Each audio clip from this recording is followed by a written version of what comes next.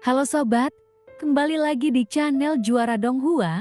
Kali ini admin akan melanjutkan lagi alur cerita Battle Through the Heavens chapter terbaru. Oke, tanpa berlama-lama langsung saja kita gas ke alurnya. Xing Shuqi, kini Xiaoyan pun terlihat mengambil jarak agak jauh. Lalu nampak jari emas raksasa muncul dan mengalahkan semua prajurit Taixu. Tetapi pada saat yang sama, anjing laut hitam meraung dari udara tipis, kemudian bertabrakan dengan jari bintang Ju milik Xiaoyan. Setiap serangan yang dilakukan oleh Xiaoyan, para prajurit Taixu ini seolah-olah langsung bersembunyi. Jeti, Xiaoyan tidak dapat memaksimalkan itu meskipun dia memiliki kekuatan saat ini. Niat kelompok Taixu ini sangat jelas, mereka hanya ingin menghabiskan energi Xiaoyan dengan cara itu, lalu akhirnya mengepung dan menekan Xiaoyan. Xiaoyan pun berkata, "Kamu suka bersembunyi kan? Kalau begitu aku akan memberimu yang besar." Kemudian Xiaoyan meletakkan tangannya di dadanya, lalu muncul api 3 warna yang melonjak, lalu kekuatan abadi emas meningkatkan kekuatan hati api ke tingkat tertinggi.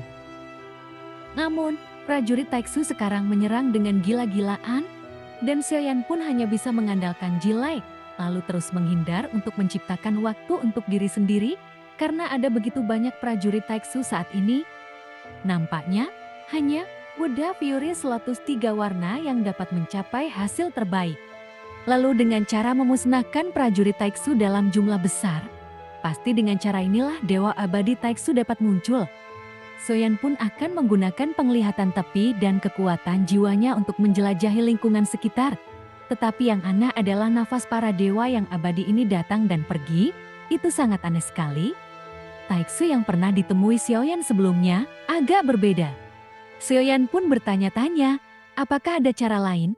Xiaoyan merasa metodenya menjadi lebih aneh, karena ini bahkan tidak terlihat seperti metode yang sembarangan. Teratai murka Buddha 3 warna mengembun dalam sekejap. Melihat para prajurit Taixu yang datang ibarat seperti banjir, Xiaoyan lalu mengangkat tangannya.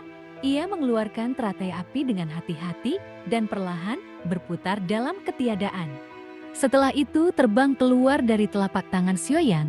Ia naik hingga ratusan kaki di hadapan badai dengan kecepatan yang sangat cepat, lalu seketika menyelimuti sekeliling.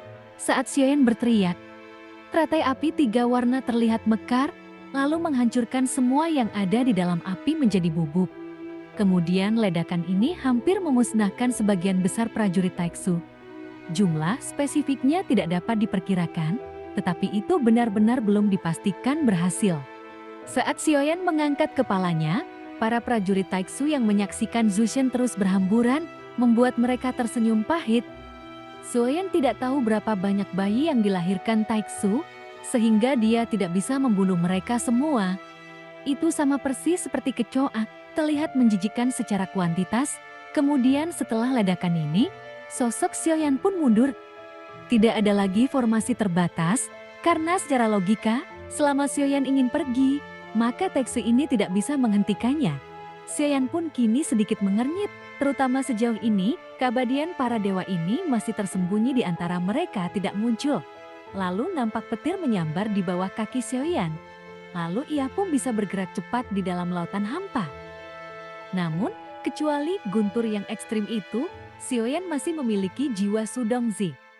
Meskipun itu bukan asal muasal jiwa yang utuh, tetapi itu juga bisa membuat Xiaoyan berteleportasi. Setelah menyadari bahwa situasinya berasa aneh, Xiaoyan pun tidak ragu-ragu lagi. Sosoknya segera keluar, lalu mundur dengan cepat. Ia berkata, "Apa yang terjadi? Kenapa mereka tidak mengejarku?" Setelah Xiaoyan meninggalkan medan perang lalu melihat ke belakang kemudian bahkan melambat, ia menyadari bahwa Taixu tidak mengejarnya. Ia bergumam, apakah Taixu menyiapkan penyergapan? Namun mengapa mereka tidak mengejarku? Ini sungguh tidak masuk akal. Lalu, Xiaoyan pun tidak lagi ragu-ragu, segera mulai dengan kecepatan penuh menuju dunia para dewa kuno, karena dia merasa ada yang tidak beres. Itu bahkan membuatnya merasa aneh dan semuanya terlalu aneh. Bahkan seperti fantasi, ia pun bertanya pada mata anjing, apakah itu hanya ilusi? Goyan menjawab, Anda telah membunuh begitu banyak orang, bagaimana itu bisa menjadi ilusi? Pembatasan tadi telah dilanggar. tidak ada ilusi terlarang. Goyan lalu berkata dengan marah. Sepertinya dia masih marah dengan kelakuan Sioyan sebelumnya.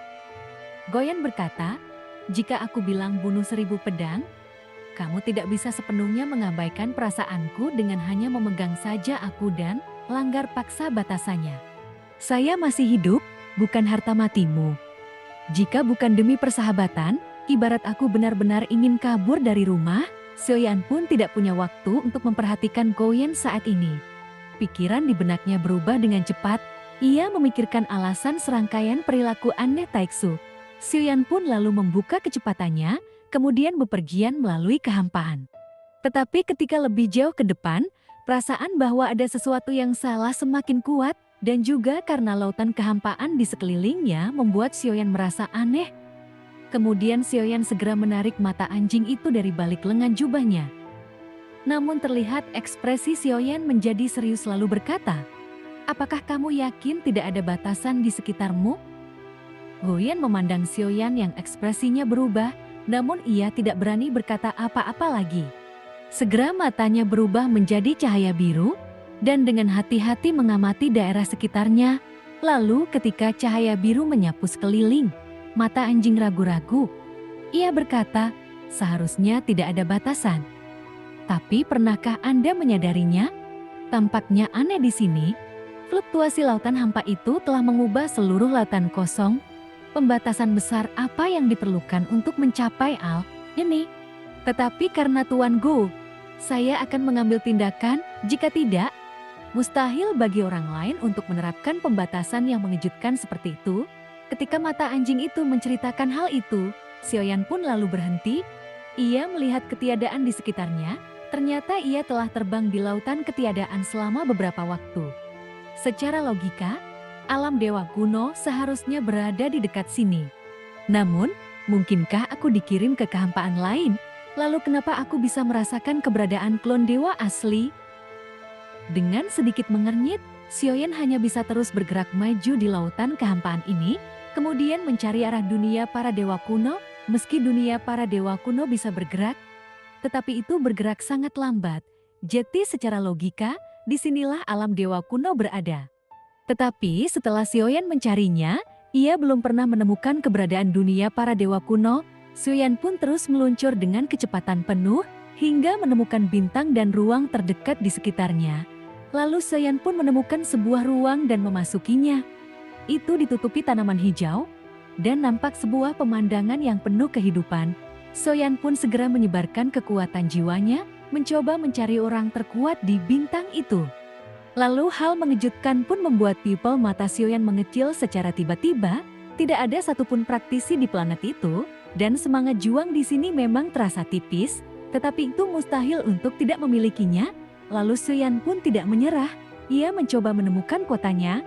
Segera, setelah memasukinya, terlihat kerumunan besar yang sangat makmur. Tapi satu-satunya hal adalah di seluruh kota, nampak semuanya fana. Ia bergumam, ini tidak mungkin, apa yang terjadi? Tempat ini bukan Shenxi. Lalu wajah Sioyan pun menjadi semakin muram. Setelah meninggalkan bintang ini, ia mencari beberapa bintang secara berurutan. Namun inilah yang terjadi, tidak ada praktisi. Tampaknya dialah satu-satunya yang tersisa saat melawan Taeksu itu. Sioyan tidak pernah menyadari sesuatu yang aneh, sebaliknya setelah dievakuasi, ini seperti memasuki dunia lain. Mungkinkah ini jebakan sebenarnya yang dibuat oleh orang-orang Taeksu itu? Jika ini bukan karena ilusi terlarang, mungkin Sioyan ada di ruang dan dunia tertentu. Tapi yang tidak bisa dipastikan adalah apakah masih ada Shenxi di sana? Ada sesuatu yang aneh di sini. Namun sebenarnya Sioyan dan Goyan harus tetap berada di antara para dewa. Terlihat, ruang seperti itu umumnya membutuhkan sumber daya yang sangat besar untuk dibangun. Saat Sioyan bingung, mata anjing melayang keluar dari lengan jubahnya, lalu ia melihat sekeliling dan berkata, lalu bagaimana kita bisa pergi? Itu sulit. Kita harus menemukan kekurangan di ruang ini.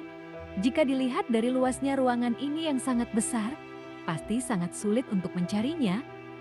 Goyan menggelengkan kepalanya dan berkata dengan menyesal, memasuki dunia Yixiuqian Kun, itu adalah keabadian Tuhan.